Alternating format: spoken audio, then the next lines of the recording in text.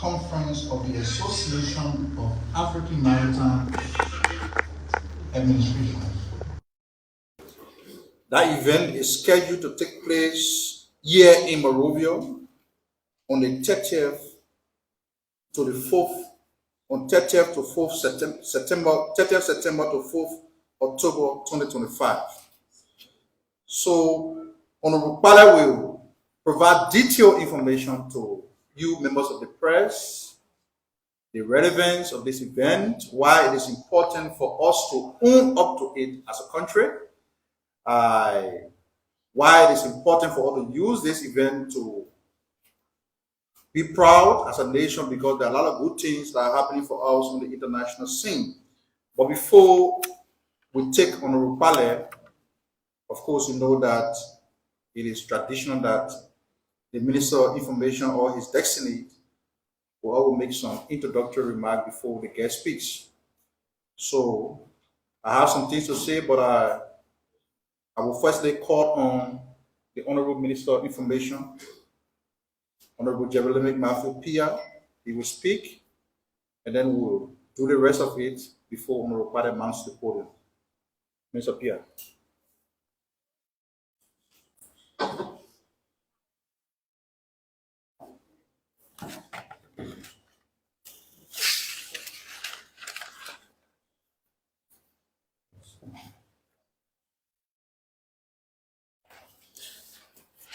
Let me say good afternoon to all of you, members of the press, and again, welcome to our regular press briefing. I'd like to, in a special way, recognize and welcome my friend and brother who serves our country at the International Maritime Organization there in London, Robert Wilmont Monsieur Deconti Yeni Bade. So Bade, you what? I also like to recognize a good friend and welcome him here at Peter George Roberts. Peter was Deputy Minister for Administration at the Ministry of Gender, Honor, the Leave Administration. I'm told currently he's at the Economic Zone. Is that how you call it? So Peter, welcome. It's interesting. For the first time, I've seen one of the leaders at LBS attending the Mika Press Conference, the Deputy Director for Rural Broadcasting, James Nambo, is here. So Nambo, you are welcome. All of you that are here, those who accompany Mr. Pade, my own team at the ministry, welcome to you, journalists, welcome. So last year, President Ouattara was in Italy, Rome, and as a part of what he did there, we visited the Vatican and met with the Holy Father. Months later, as we all may know, the Holy Father has been called from labor to glory. Moments ago, the President led some members of the cabinet at the Vatican Embassy in the Monrovia, Marban Point to be specific, to sign the book of condolence. Being a Catholic myself, I believe that mission to Rome last year was a great honor. For us Catholics, when you have to go to the Vatican and see the Holy Father, it is a kind of pilgrimage. But for the entire Christian world, going to the Vatican should also be considered as a pilgrimage. So the fact that our president and some officials of government were able to see the Holy Father face to face, interact with him before his death, is an indication of some blessings that were bestowed and will continue to flourish upon our land. The government indeed is saddened by the death of the Holy Father. We pray that the church, the global Catholic Church as a whole, will be consoled by the words of of the Holy Books, and that specifically our country mourned along with the Vatican on the passing of the spiritual head of the church. We, in a special way, want to say to the Catholic Church in Liberia our deepest condolences, and the government will continue to identify with the church as they prepare to hold a special memorial service on Saturday, 3 o'clock at the Sacred Heart Cathedral. There will be full representation of the government, as the government had a deep sense of admiration and respect for the Holy Father, and the government is also pleased with what the Catholic Church has been able to do in our country, Liberia. Yesterday we were driving towards the airport to receive the president. And sometimes we say these things because people got to be consistently reminded. A road project was started. Millions ditched out. That project did not go anywhere until President Walker was elected. We reinvigorated that entire process, and we've been expanding, making huge progress on that corridor. But it will interest you to note that some of the so-called works that were already done are being condemned. And as a result of that, many of the spots along the highway are being uprooted to be redone. Why am I mentioning this? This is a clear example of how people squander the resources of the country. You build roads with political intent. You want the people to see you doing something. And perhaps with the thought process that you will lead them into keeping you in power. And now the new government comes in, rather than exerting our energies on building new roads, new infrastructure, and doing things that the country so dearly needs, we got to be repairing the mess that you left behind. Some of you take upon yourselves, because the work is ongoing, and drive on the highway and see how many of the parts of the road are being removed to be redone, even though they were considered done, the contractors paid, but it was a waste of money. And as we try to focus ourselves on doing the right thing, so that in 6 years when President Walker leaves office, you look back, very proud of your country and what has happened, people are just deeply worried and they try to be disruptive. Like I said at the last press conference, political party chairmen of yesterday are pretending to be civil society actors. And all they do is to criticize and threaten protest, etc., etc. All geared towards trying to distract us from what we have to do. But let me re-emphasize, like I said at the last press conference, there's nothing that can take our attention away from our goal. We made promises to the people before coming to power. We ensure that those promises are executed.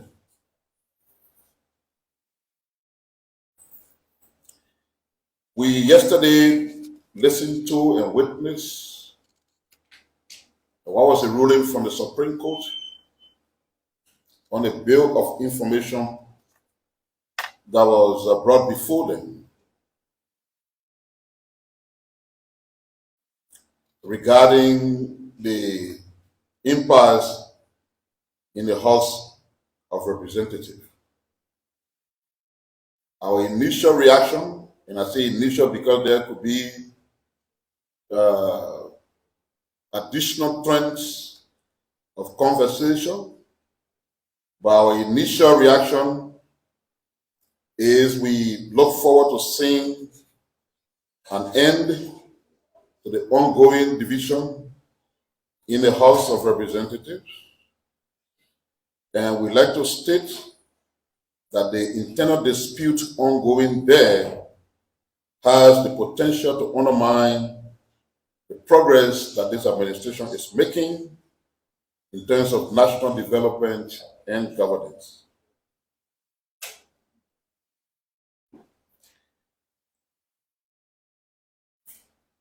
The government likes to reiterate the administration's commitment to the constitutional principle of one government, with 3 and separate and coordinated branches of the government.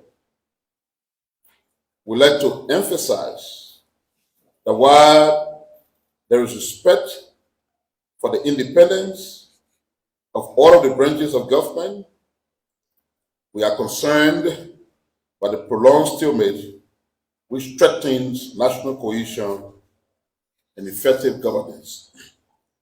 Consequently, we'd like to urge all parties to honor the rule of law and leverage the opinion as was heard from the court as a pivotal point for crafting a political solution to the issues within the House of Representatives. With the help of the traditional council and other stakeholders, we spared no efforts in engaging all sides to resolve this issue. Now is the time for our elected lawmakers to put aside personal or political interests and return their full attention to the business of the Liberian people. We'd like to praise members of the legislature, the House in particular, who have recommitted to legislative duties, and I urge all others to act with patriotism and unity, reminding them that their constitutional oath demands service above self. The road to national recovery requires all hands on deck. No singular interest must be allowed to outweigh our collective duty to the nation. The government expresses optimism that members of the House of Representatives will find common ground, refocus on delivering the promises of the arrest agenda for inclusive development. Like I said, these comments represent our initial comments on the opinion that we heard from the court. What we said is consistent with our understanding with regards to what is going on. We have decided as the head of this entity that we allow our deputies, especially those who have responsibility in certain areas, to be featured prominently. So most times you observe that when we come to the press conference, Deputy Minister Sano will most times take the lead. But where there are critical national issues that require my voice, I will make those comments, and then Minister Sano will run with the rest. And I think it is in that regard I will want Minister Sano to conclude with our comments from the Ministry of Information before inviting the permanent representative to make his presentation. Thank you for your attention.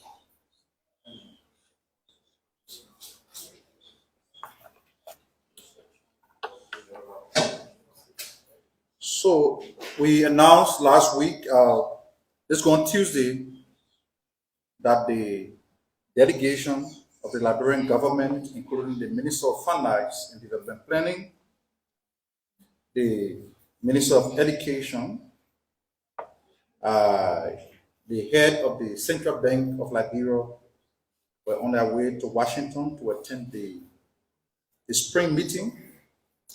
And of course, as a result of their engagement at that meeting, we have some good news coming up. And this news points to the fact that the World Bank is stepping up in a way to support Liberia's national development goals. And this support is coming through the upcoming Country Partnership Framework, the CPF. The bank plans to provide $490 million in funding to Liberia. This development is a major boost which the government intends to use in the areas of energy, expanding electricity access from the current 33% to 75%, lowering costs and empowering more homes and businesses. Education. investing in the future of Liberian students, agribusinesses, supporting farmers and boosting food production, digital transformation, and more. The announcement came from the World Bank Vice President Usman Dagana during a meeting with the Liberia's delegation, which is led by Finance Minister Mr. Augustine Gafon. Also, on the margins of the spring meeting, Liberia has secured support for infrastructure. The Saudi Fund for Development pledged to help fund the Saraye to Vonjaman Road section of the Bangado Menekoma Road, joining other Arab leaders. Again, to sum up everything from the spring meeting, the Finance Minister, Honorable Gafon, was unanimously elected chairperson of the African Development Bank's Standing Committee on Conditions of Service for Elected Officers. He will represent Liberia from this year, 2025, to next year, 2026. Liberia will serve alongside Gabon, Korea, Ireland, and Guinea-Bissau. Part of the work the government continues to do to ensure that the country can be connected with pay rules is to ensure that we live up to all of the promises, the president's commitment to address the perennial road problem that we have faced. So the Ministry of Public Works announced yesterday evening that the pavement of the Bagdeville Southtown to Wisetown Road corridor, 50 kilometers in Granville County, is about to begin. So they announced that all project affected persons, that is those who have properties in the corridor, those who have property in the corridor of the road and who have completed documentations or requirements through the local authorities, they are informing them that payment for compensation will begin on the 28th of April 2025. That payment will end on the 3rd of May 2025. These projects have to go ahead so that by the time we can begin to realize the commitment of the government, the problems we have with roads during the rainy season will be a matter of the past. So that's part of the government commitment. With that being said, let me now invite to the microphone the Honorable Robert Raymond Pale, Liberia's permanent representative to the International Maritime Organization. He will make his presentation and will take questions from the press. Thank you. Thank you.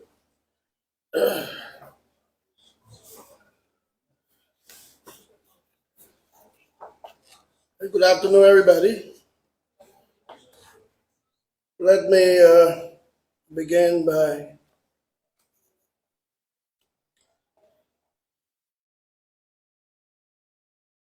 extending my profound thanks to comrade, brother, and dear friend, Minister Pia, who is the distinguished Minister of Information, and the team, for the opportunity to share this hallowed podium.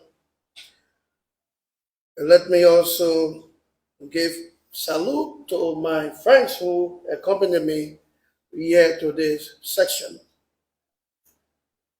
I am profoundly pleased that I returned to MICAT after many years, maybe 10 years, when I worked here as Deputy Minister for Technical Services and on 2 occasions as IT Minister of Information.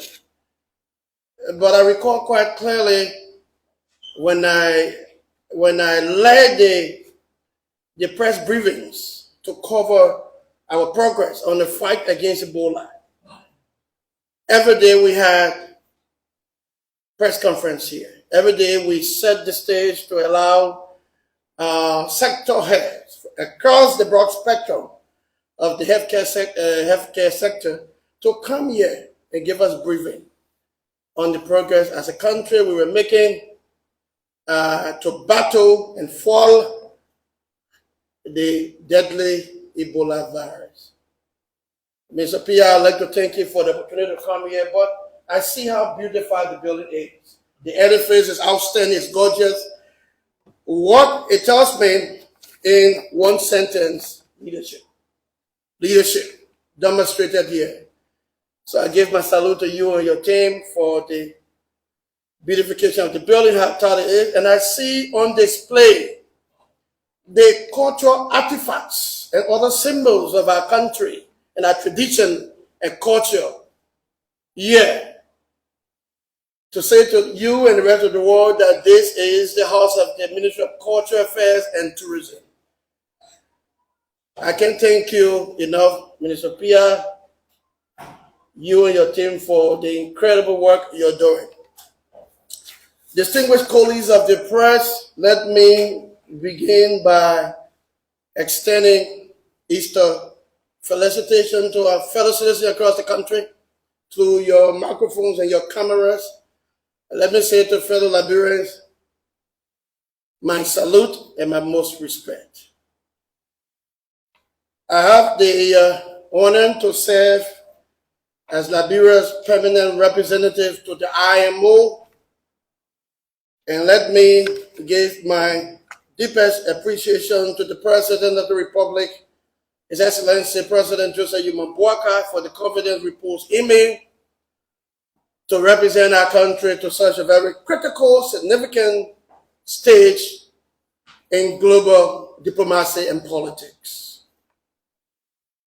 That being said, let me now seize the liberty to share with you my little briefings on what we are doing at the IMO, what are the critical accomplishments we have recorded over the last 1 year, how Liberia is standing in the global maritime industry, and how our country is respected once again on the global stage in the context of global maritime affairs.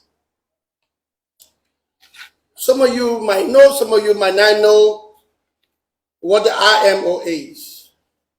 The IMO is the International Maritime Organization, established 1958. It's a specialized UN body with emphasis on shipping, global international shipping. And the work of the IMO is to ensure safety and security for international shipping, but to ensure the protection of the marine environment. In maritime language, when we say marine environment, we're talking about the sea, the ocean, the riverbanks, and other ecotourism areas that comprise what we call the ocean economy or the blue economy. 1 year ago, the president preferred me to serve as Liberia's permanent representative to the IMO. And since then, we have represented the country very, very, very effectively and efficiently. And I have the honor to report to you, to the nation, that the state of the Liberia Permanent Mission in London is strong, is vibrant, is proud, is admired, is respected. And our country one more has a very tall standing, our country one more respected in the corridors of the IMO because of the quality of work that we do there and the qualitative presentation that we will make during 2 months, but of course the leadership that Liberia demonstrates in the corridors and the workings of the IMO. So, since I've been at the IMO, 1 year, 1 month now, when we got to the IMO, we had a moral duty. We had a lot of work to be done, considering previous stories that occurred. So we needed to retool the country's image at the IMO. So I mobilized my team and worked diligently to engage across the aisle with other member states. But more importantly, to engage the Secretary General, His Excellency Arsenio Dominguez, And to say to you, to say to you in the page of strength, and Liberia now has a new representation. And so we make it our duty to work in section, to work in committee groups, working groups, and subcommittee groups, and ensure the voice of our country, of course, was towering, effective, and efficient. I'd like to say to you, amongst member states, at least 180 member states that comprise the entire member states of the IMO, Liberia is once again respected for the work we do. We continue to engage federal member states to strengthen bonds that we've had in the past. We continue to engage to build new bonds for the good of advancing our country to greater heights in the enterprise of global maritime. And we'll continue to build Big British as a global maritime leader. Liberia is a council member at the level of the IMO. It sits at the category of A, meaning the echelon of the council. The council comprises 3 segments or 3 categories, A, B, and C.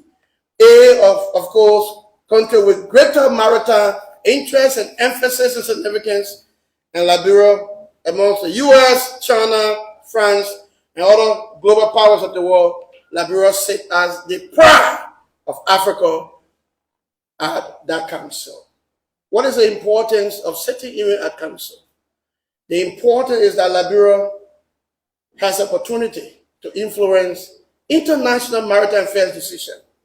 Liberia has the opportunity to talk about its blue economy, and Liberia has the opportunity to exchange with global maritime powers. And so our country is a global maritime leader as it sits on the council in the category of category A. So over the time, we have strengthened Liberia relationship, not only with the IMO leadership, but with member states. So this brings me to the point of Liberia's re-election. In December this year, Liberia will go for election to retain a seat at the council as a category A council member. I'm pleased to report to you that we have embarked on a very aggressive campaign. I have traversed the world speaking with countries, and they are pending travels to go to the UN, to the AU, to ECOWAS, and the EU to strengthen our bond with them and to say to them, because Liberia has demonstrated absolute leadership, we are resolutely ready to retain our seat for so many reasons. One, we're the biggest registry with a fleet size of over 5,000 vessels. Two, we are the biggest due payer in the world to the IMO. And I should report to you, just yesterday, Liberia has settled its due over £5 million. And if we do the conversion to US, it should be over $7 million US. We paid our dues. It demonstrates leadership. It demonstrates that we're a responsible nation, and we're doing everything to work with the IMO leadership to advance global shipping to noble heights. So, Liberia currently chairs the MEPC. The MEPC is the largest constitutional committee of the 5 different committees at the IMO. If some of you follow me carefully, you know that last month the MEPC at the tree was held. Liberia had the singular honor of chairing that section for a week, and of course our own dear alternate permanent rep, Dr. Harry Conway, chaired that, and of course, the outcome of that 1-week session at the IMO plenary saw a new strategy and resolution that we see going forward after October, when we finally adopt it, see the reduction of greenhouse gas across the maritime landscape globally.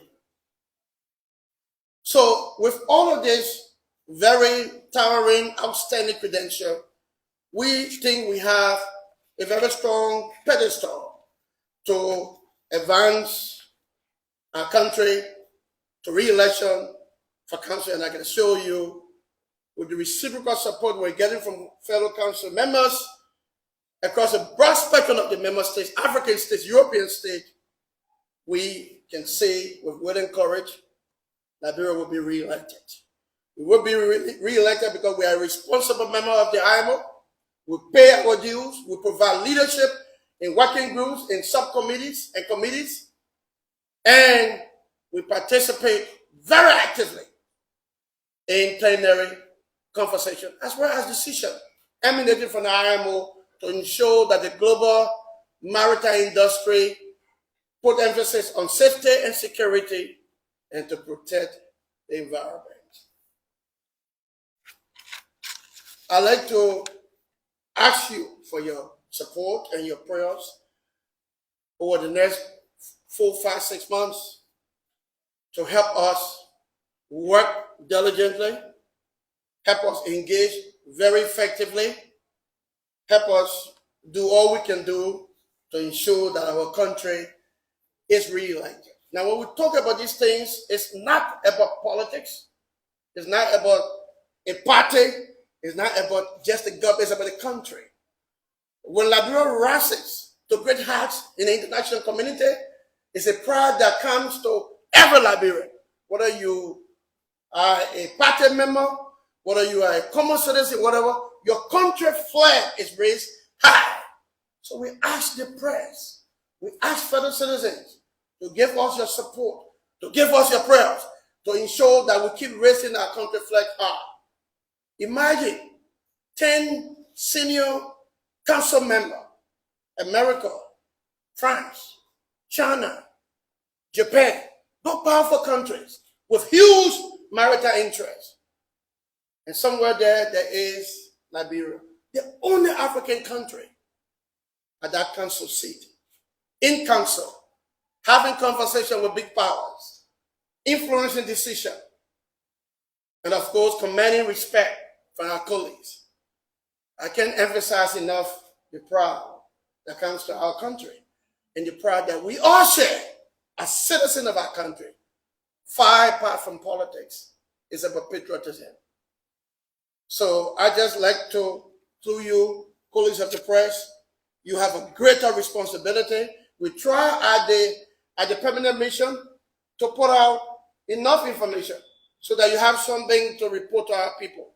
We want to rally your support, your involvement in this electoral process, this campaign process that we see Liberia of May. We will launch our re-election May.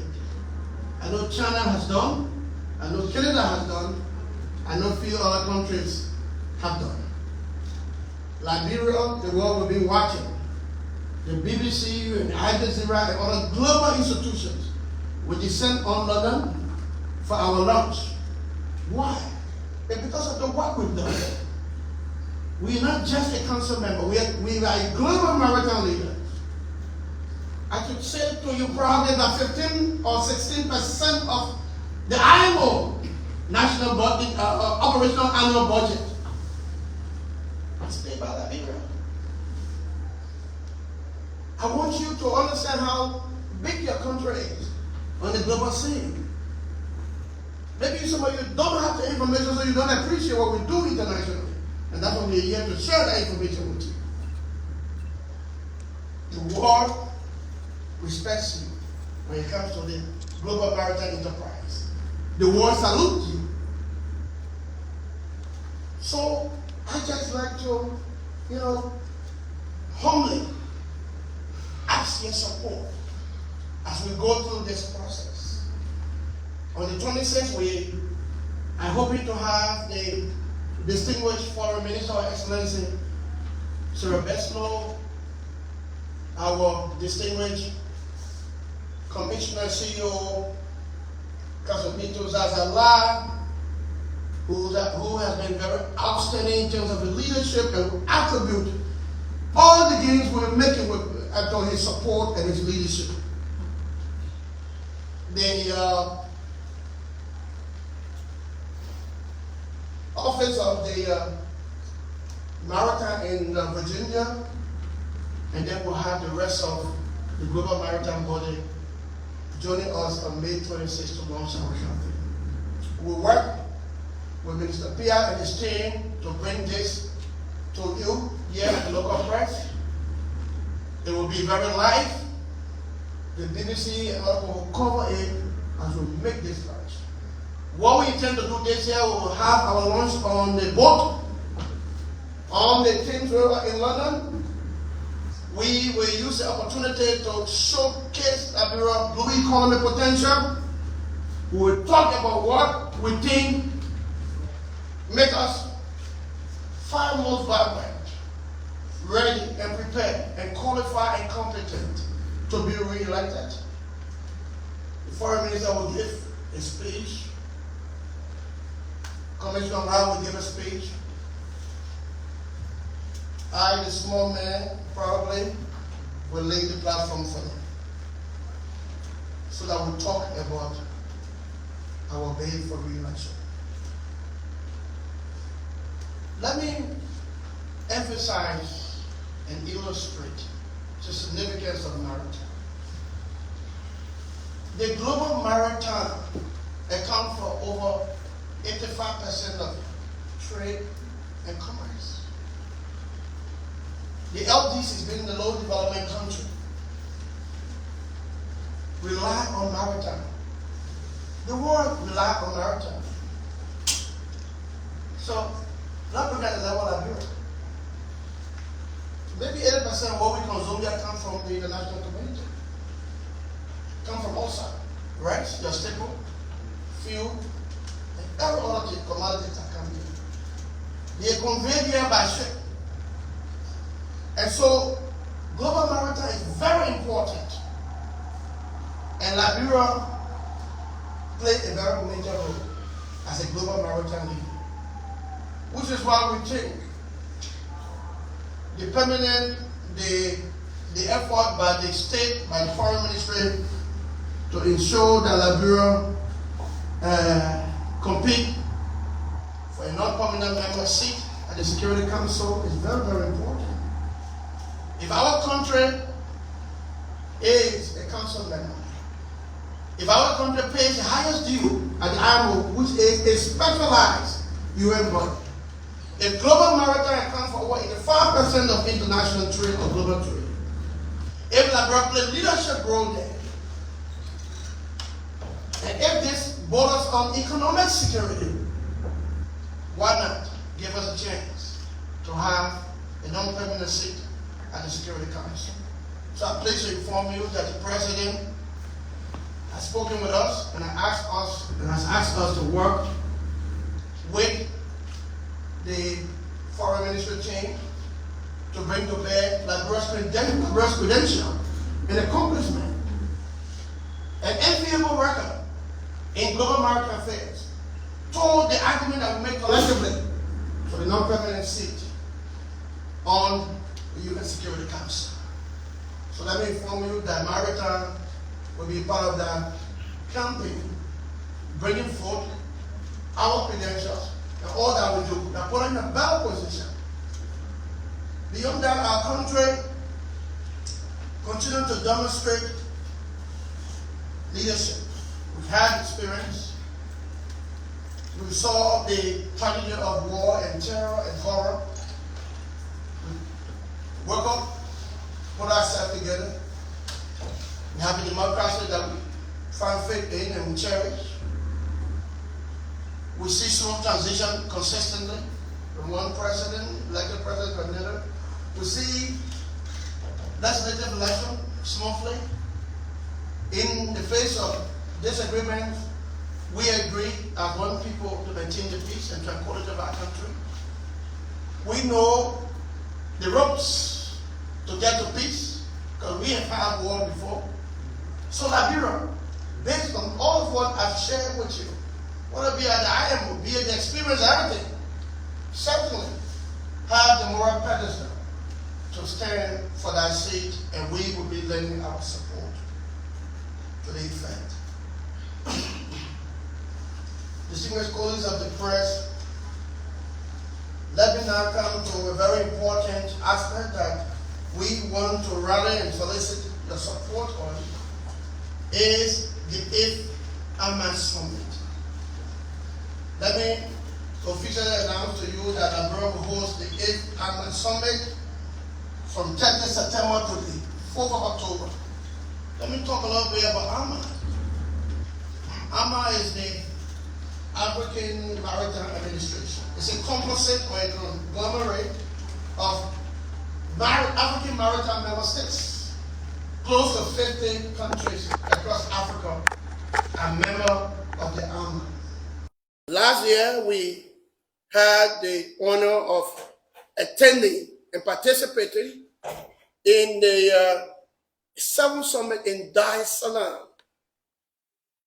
And after all our deliberation, the task of choosing the next host was amongst 4 countries: Liberia, Ghana, Kenya, and Nigeria. Because Liberia continued to demonstrate leadership, compose itself very well in the global maritime space, the AMA Summit, the Assembly decided that they will honor us with the 8th AMA Summit. This is big for our country. This is a pride for our country. Again, in the spirit of patriotism, I admonish fellow citizens here in this room and across our country, following me by your cameras and your live shows.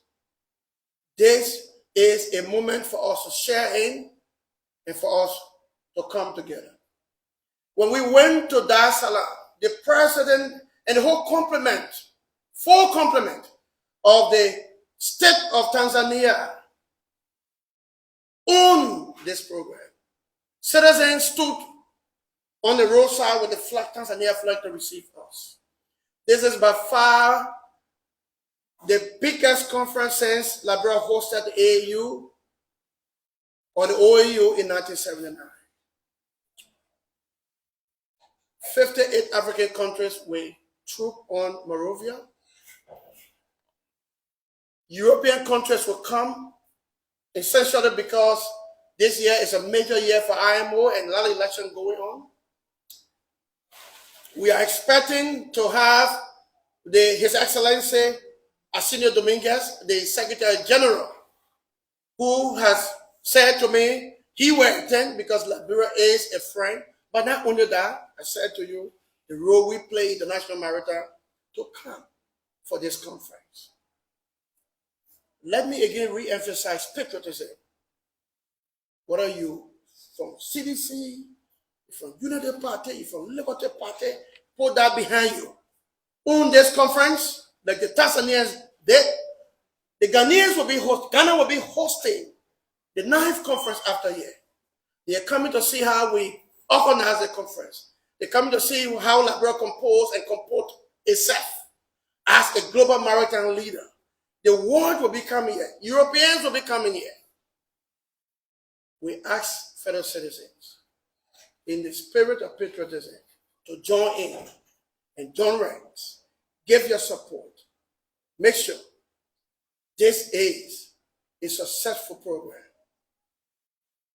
Later this, maybe in August, the Minister of Information, who is heading the PR aspect of this conference, will give you a lot of information on protocols, on what will be happening and stuff like that. But what we've done effectively, we've been able to bring together state parastatals, state institutions with relevant significance to this planning. Information Ministry, Foreign Ministry, Minister of State, the maritime, other things, to come together, all right, and lay the roadmap for a successful conference. that is expected to last for maybe 4 days. We want good attitude. We want the press to give us good report. We want the press to unshackle themselves from journalism. Because before journalism, you're Liberian first. And so you have a duty to love your country. And this coming to your country on the basis of merit. Not because, a particular party is in power, even though a particular party has conducted itself fervently, responsibly, which I underscore to you. But this is a country. The pride we have to share, we own the country together. So we want to ask your indulgence for your support, members of the press. I want to ask all our people across Maserati, even those beyond Maserati, to put us in your prayers and send us your moral support as Liberia hosts the 8th AMA Summit with over 48 African countries coming here, over 30 international maritime organizations led by the IMO, European Union coming here to discuss the affairs of maritime, to discuss the affairs of African blue economy, the potential that we have. How can we harness our potential? How can we, beyond IMO as a continent, come together, strengthen our resources, and lay down a roadmap on how maritime can be a blessing to our countries, to our citizenry? This is very important. The maritime sector is very important because it holds huge potential. Liberia is blessed. Look at the waterways. Look at the waterways, the ocean, the seas, the riverbed. Look at your touristic sites, ecotourism. What is Patawee? What is the blue, how you call it, the blue one? The blue lake? And other places across the country. Maritime business people from the industry will be coming. So it's a very, very, very big one. So pretty much, I think I have covered substantially my presentation. I just again want to say to all of you, we can assure you that we will continue to represent our country with pride and dignity. We will work diligently to make Liberia proud at the level of the IMO, and we will continue to inform the Liberian public on the work we're doing in the spirit of public service accountability and transparency, as we always do. And to say to all of you, God bless you, and Ms. Apia, thank you for the opportunity to come and share your podium. If you have questions, I'm sure that will be, of course. Yes. Thank you, Ben. Ladies and gentlemen of the press, you just listened to the voice of Liberia's permanent representative to the IMO. He outlined a number of good things that are happening for the country on the international scene, specifically the IMO, the full payment of Liberia's due, Liberia contesting for council seats, and the 8th AMA conference that will be hosted here in Monrovia on September 30th to October 4th. You listen to him, you also listen to Minister Pia, listen when I spoke. We will now provide you the opportunity to put your question to us. Please form the queue, and Priscilla, you take the question one at a time. Please introduce yourself and the institution you report from. Thank you so much, Minister Pia, and the Iron Boss. Thank you for coming. My name is Strokon Flama, and I work for Spoon TV. With concern, you highlighted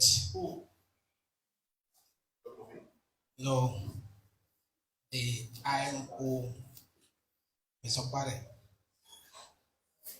So my concern is, and I think several Liberians shared that concern with me. You asserted that Liberia is enjoying some privileges and making headways in the maritime industry. Liberia was able to settle its debt amounting to 6.5 million. The concern is all of these privileges and settling of our debts, and also the recent election of Liberia to category A.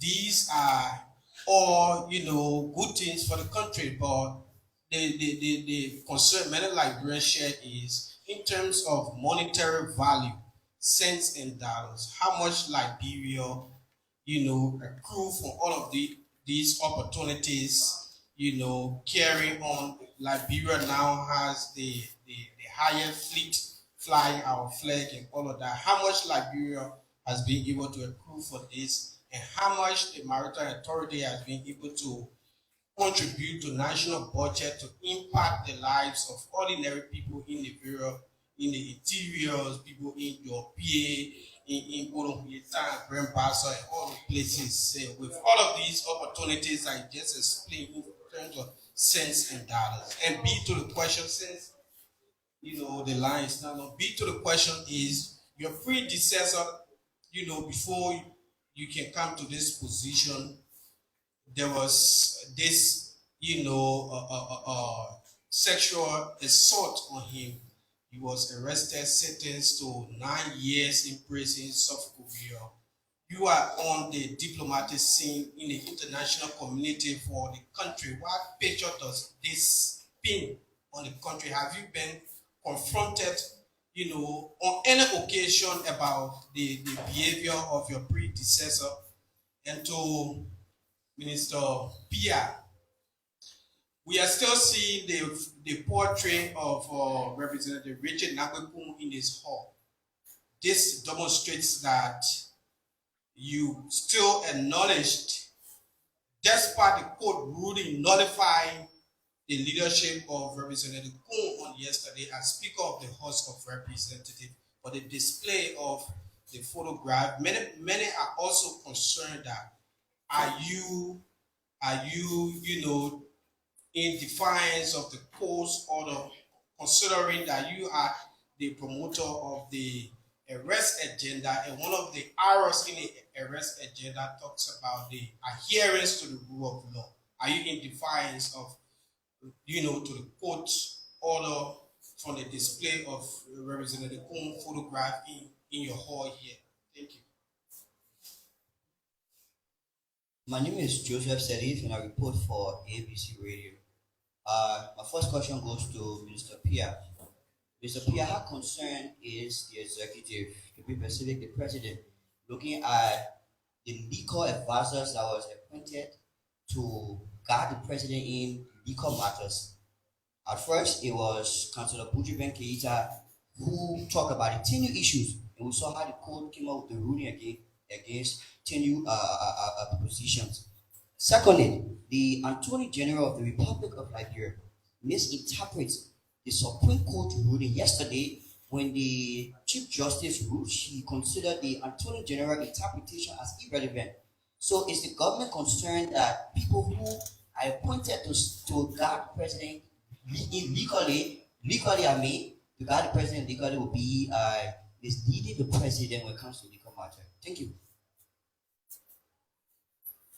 Thanks for coming. My name is Desmond Moyo, and I report for Democracy Watch.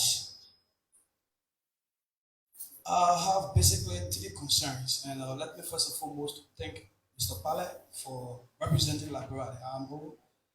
The deliberation was quite impressive, but concerning Liberia's representation at the international stage, where we are at the verge of lobbying for non-permanent seat. With all of what you named or described Liberia, with Liberia's commitment to the IMO, is there a specific electability criteria for a participating country to be elected? If yes, do you mind to tell us some of these criteria? And just a follow-up in passing, I would like to correct my colleague. On your watch, the government paid all due, like pay all due. That was not a debt. So it's a good thing for Labor to pay all due, but it is more interesting for us to know in a different shape how much impact will this commitment Liberians continue to demonstrate at IMO on the growth of our national economy. To the official spokesperson of government representing the executive branch, the country is so concerned about the recent ruling, which was the yesterday ruling from the Supreme Court. And while it is true with a definite position acknowledging the separation of powers, as a government, as a branch, do you think there is a sharp contradiction from the Supreme Court ruling, from its official ruling that says these two bodies of the legislature, the majority and the minority, were operating illegally, and now that the Supreme Court has come out to say, while it's true, we said two of you are operating illegally at the time, but now we are saying that only you, the majority bloc, is operating legally. You think there is a sharp contradiction within the Supreme Court ruling? If yes, then you can explain about that. The last question to Deputy Minister Sando, the issues about the World Bank committing herself to over $4 billion to Liberia infrastructure development is a good thing. Is this money a grant or a no? Thank you. All right, thank you. I'm Larry STB and I report for Bama FM. Two concerns and all go to Minister Pierre. The first one have to do with the recent pronouncement of the US government. And then, according to the UN government, there is a plan to terminate the grants that were to be allotted to developing countries who met the Millennium Challenge requirements. And Liberia is one of the countries that was to benefit the amount of 500 United States dollars. 500 United States dollars. I'm saying the US government yesterday announced that there's a plan to terminate the grants that were to be given to developing countries. And Liberia is one of the countries that was to benefit from that particular grant. My question is the government aware of that? If yes, you have any initial response to that particular effect? And then number two, when the Supreme Court ruled first, the government was swift to have invited the Justice Minister to come and interpret the court's ruling. Today, it is a different ballgame. After the court ruling, we have the Information Minister interpreting the court or explaining or saying something about the court's ruling. Now, my question is, why are you saying something about the court ruling and then forgetting about the Justice Minister who earlier on interpret or explain the court's ruling? Thank you very much. Thank you, sir, for all the questions.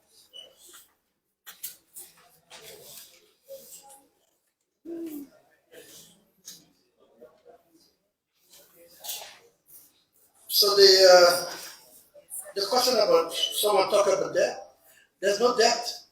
We pay our dues on time. So there's no issue about that. And then you talk about the Brown saga. Long before you were appointed, that matter was disposed of in the court of law. Was committed. A penalty has been passed down.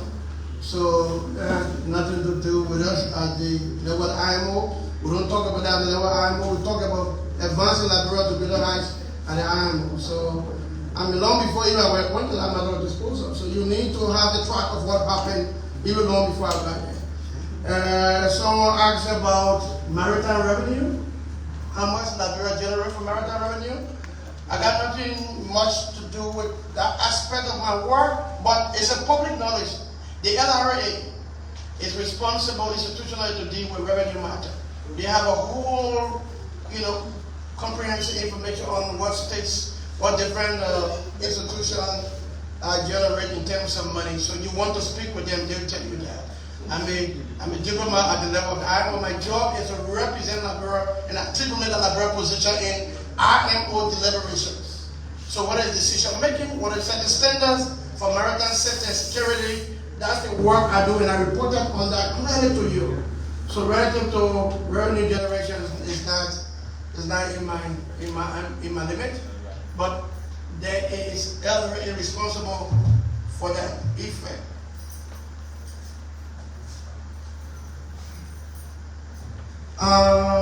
Then someone talk about electability. Can you come back because that question was not clear?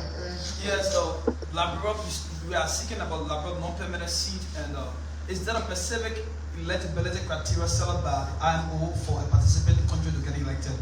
Oh yeah, but that has been in place. Of course, you gotta be well a member in good standing, meaning you pay your dues.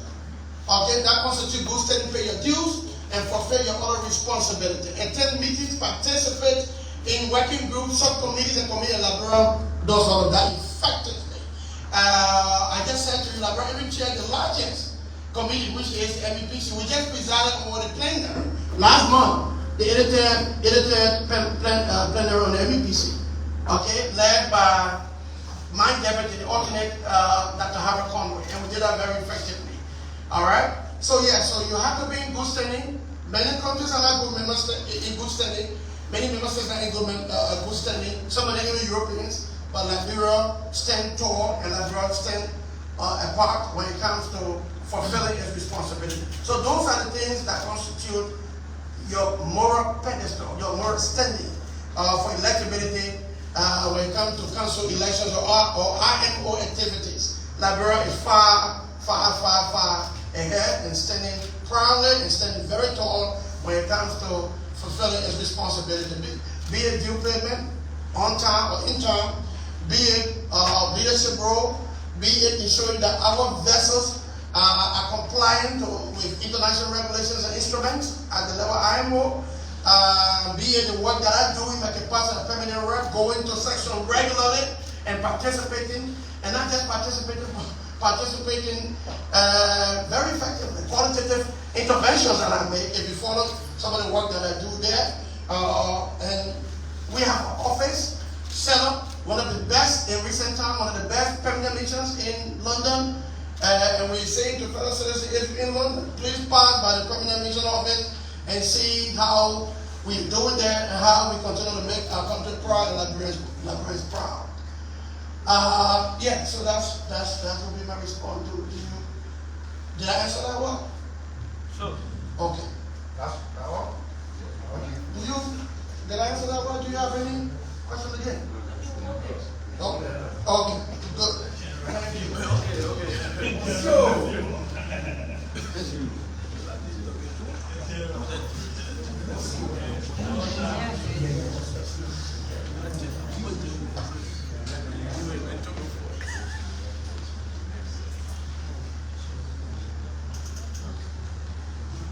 The media is very critical of everything that will happen in the country. So the media should always strive for standard. What we do here, based on how far and wide some of the networks can go, are followed by people. They can be compelled to see the way they see the media in Liberia by your performances. I encourage some of you to be beyond where you are currently. And for the rest of you, I'm speaking to the rest of you. Did I at any time in the press conference interpret the Supreme Court ruling? Did I? No. respectfully, you're saying you interpreting the ruling instead of the justice minister. And sometimes that's how misinformation can fly like eagle.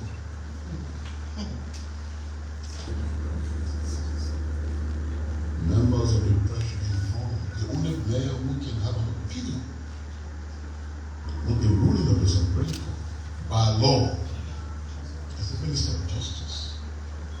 The media personnel should know that. If you don't, then something is wrong. So no, I did not interpret the Supreme Court's ruling. I made a statement that is in black and white. If you are not listening properly, read that statement again and again. And realize that that is our initial comment. What I just said was that these will be our initial comment. I didn't tell you I was coming to interpret the ruling of the Supreme Court. And if the Justice Minister chooses to have an opinion on the Supreme Court, he does not do it by your tummy.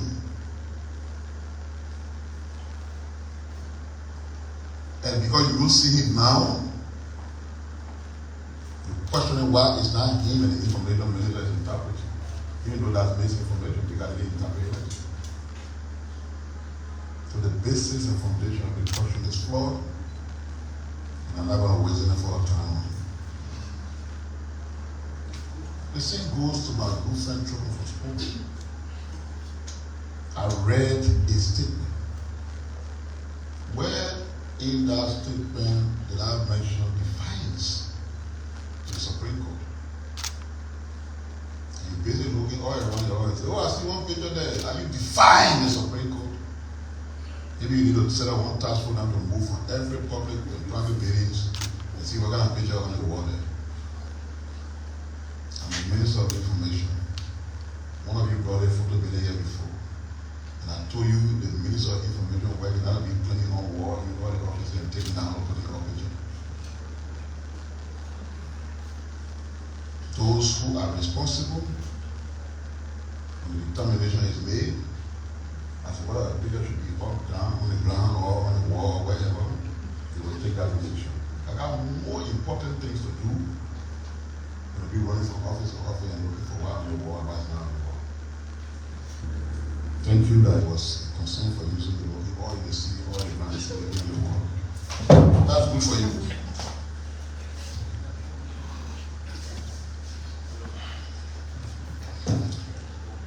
So I read a statement this morning. If you believe that there's contradiction in what the Supreme Court did, that's your right to say. You're citizen. You're entitled to your own view and freedom. And that means we're going to come on the platform and talk about somebody contradicting the first ruling in this one. I didn't come here to go into the ruling. I came here to say what we make of it initially. And if you didn't get it clear, go back and read my comments. Read it over and over. And consider. If I have more things to say beyond that, it will be my statement. So you can even ask 1 million questions. I'm not going to say anything different from what I've read.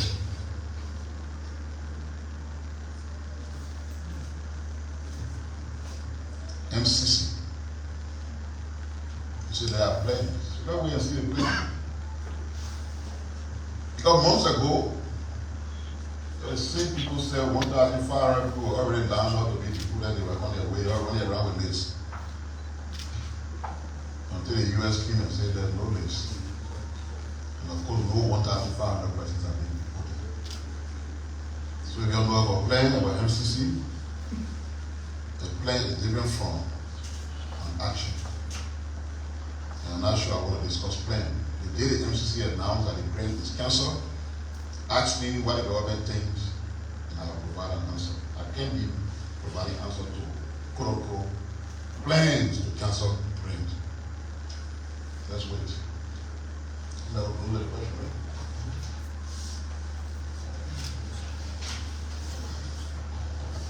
Thanks to Mr. Pia and Mr. Pale. We will, on that note, we'd like to draw the press conference for close. We ask that our guests take pose for a historic picture with the team here from the Ministry of Information.